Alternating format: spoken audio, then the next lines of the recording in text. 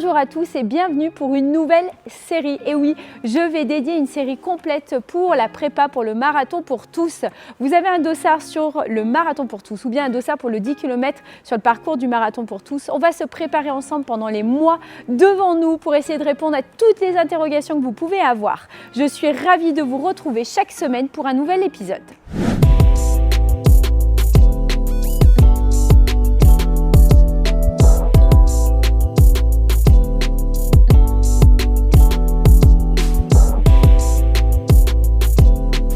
Alors l'épisode du jour, il va être consacré pour essayer de répondre à un maximum de questions qu'on peut se poser, des questions plutôt générales consacrées au marathon pour tous. Déjà dans un premier temps, on va quand même le souligner, c'est la première fois qu'un comité organisateur propose à toute personne de pouvoir participer au parcours olympique du marathon. Et ça, c'est vraiment quelque chose d'inédit. Ça veut dire que si vous avez un dossard, vous allez vivre une expérience incroyable, totalement différente de ce que vous aurez déjà vécu sur les différents marathons, peut-être déjà réalisé.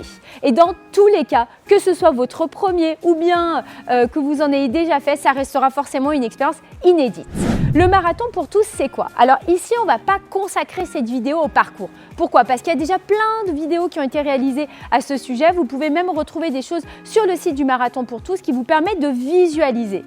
Déjà, l'info globale, ok, on part sur un marathon, mais pas n'importe lequel. Pourquoi? Parce qu'en fait, ce marathon, il va s'inspirer de la marche des femmes en direction de Versailles, en date de, je ne sais plus, bref, je vous le noterai sur la vidéo. Et ce parcours, c'est pour ça qu'il est aussi atypique. Il est atypique parce qu'on part sur un marathon avec 436 mètres de D+, et un équivalent en D-.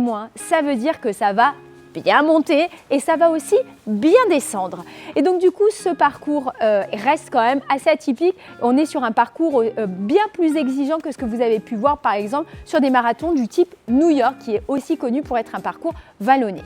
Concernant le parcours, vous allez partir de l'hôtel de ville de Paris pour aller en direction des Invalides et vous allez trouver toutes les infos sur le site du Marathon pour tous qui vous permettra de pouvoir traverser, passer devant des grands monuments et de quoi venir animer votre parcours de marathon. Concernant l'horaire, là aussi on est sur quelque chose de totalement atypique puisque le marathon prendra son départ, son envol à 21h. Ça aussi c'est un élément important qu'il faudra prendre en considération pour la suite et surtout pour votre prépa. Donc on viendra partir sur un marathon avec un bon D+, avec un bon D- et un départ en nocturne, donc de quoi bien se préparer pendant toute la durée de votre prépa.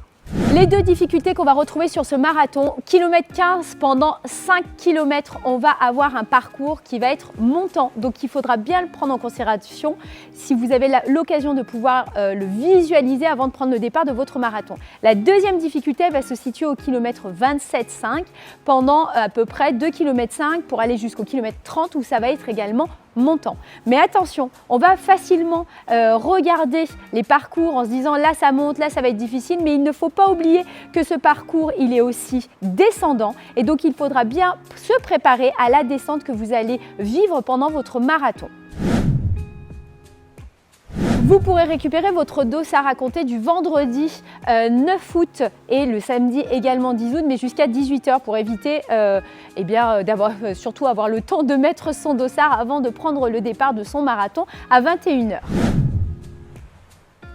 Concernant les barrières horaires, généralement on me pose la question, c'est-à-dire est-ce qu'on peut courir le marathon peu importe son allure. Alors là sur le marathon pour tous, l'info est donnée sur le site, il y a une barrière horaire qui est de 6 heures, c'est-à-dire qu'il faudrait courir le marathon à 7 km/h pour ne pas pouvoir terminer le marathon. Donc normalement, tout va très bien se passer, vous aurez la possibilité de terminer ce marathon. Sachez qu'il y a une barrière horaire de 6 heures, donc à un moment donné, c'est l'organisation qui intervient si vous dépassez la barrière horaire.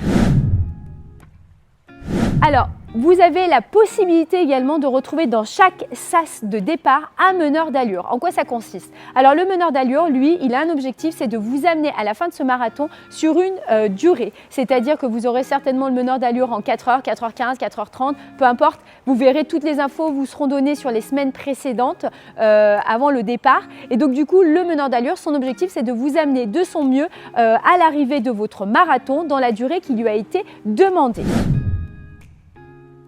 Concernant les ravitaux, alors Est-ce qu'on aura l'occasion de se ravitailler? Faut-il partir en autonomie? Non. De la même manière que l'on peut retrouver sur les autres marathons, vous aurez la possibilité de retrouver un ravitaillement proposé solide tous les 5 km et de l'eau également. À partir du kilomètre 7,5, vous aurez un ravito eau liquide tous les 5 km. Donc il ne faut pas hésiter à venir s'arrêter sur ces ravitaux si vous en avez besoin pour venir vous ravitailler pendant votre marathon.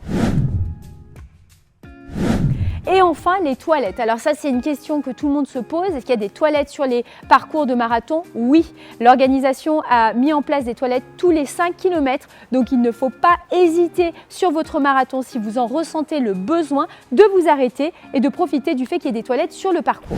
Là, on est venu se concentrer sur le parcours du marathon pour tous, mais également concernant le parcours du 10 km. Alors on va partir sur un parcours qui va être plutôt plat.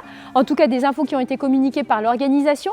Le départ sera au même départ que le marathon pour tous, c'est-à-dire Hôtel de Ville, sauf que vous allez direction les Invalides. Donc on a 10 km, le départ est à 23h30 et là aussi on a une barrière horaire qui est de 2 h. Donc du coup, que vous soyez sur le marathon ou bien sur le parcours du 10 km, une barrière horaire est organisée de manière à pouvoir encadrer au mieux les coureurs. On se retrouvera dès la semaine prochaine avec un invité consacré à un deuxième épisode sur la prépa marathon, sur les plans communiqués sur le site du Marathon pour tous. En attendant, il est l'heure pour vous certainement de partir courir pour vous entraîner. On se retrouve très rapidement pour la suite des aventures sportives.